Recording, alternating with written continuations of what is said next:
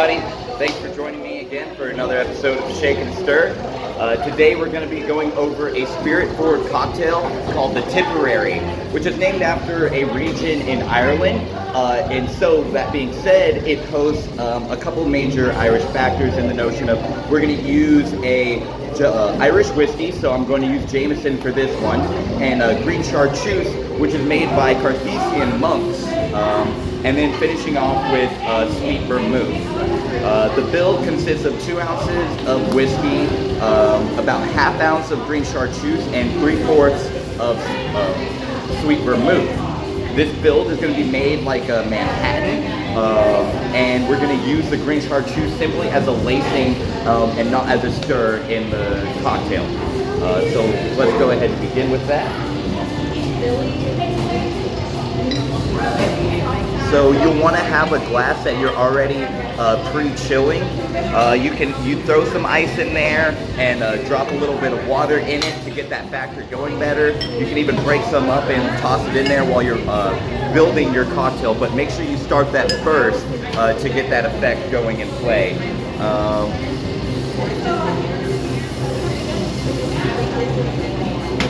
So this cocktail was originated around the 1900s, about 1912, and was repopularized again in the 1930s. It's a pretty simple cocktail, but it is about the steps that you apply to it, which is I just put 3/4 sweet vermouth. I'm going to finish off with 2 ounces of Irish whiskey. Going to top off my crystal with ice and give it a nice stir. I shouldn't be too quick with your stir. You don't want to get too much aeration in it, so you want to stay smooth and as consistent as possible while you're stirring it, as not to damage the cocktail.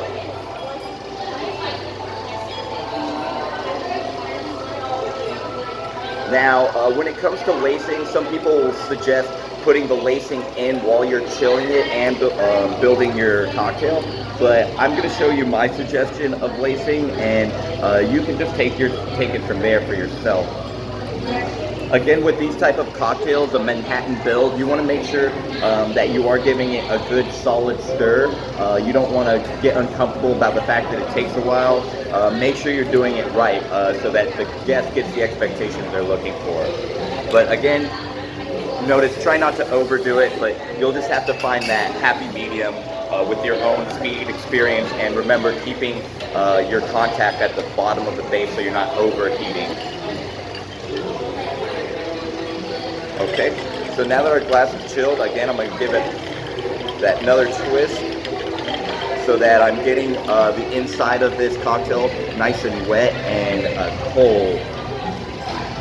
Dump that out again. Make sure that when you dump it out, you try and get a good amount of that wetness out so that you're just staying with what you're looking for. You're not trying to overdo it.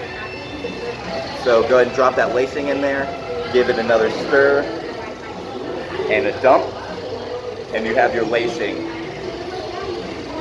Finish off by pouring the rest of the cocktail in. You'll know you're giving it a good right stir when you're hitting that perfect bevel right before the lip of the glass. And we finish off the cocktail with a slight lemon zest.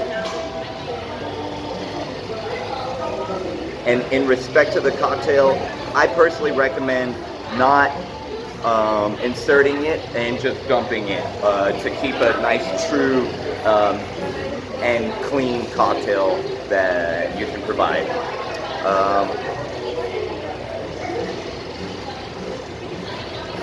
And so when you taste it with that green chartreuse, it should be herbaceous, zesty, and bright.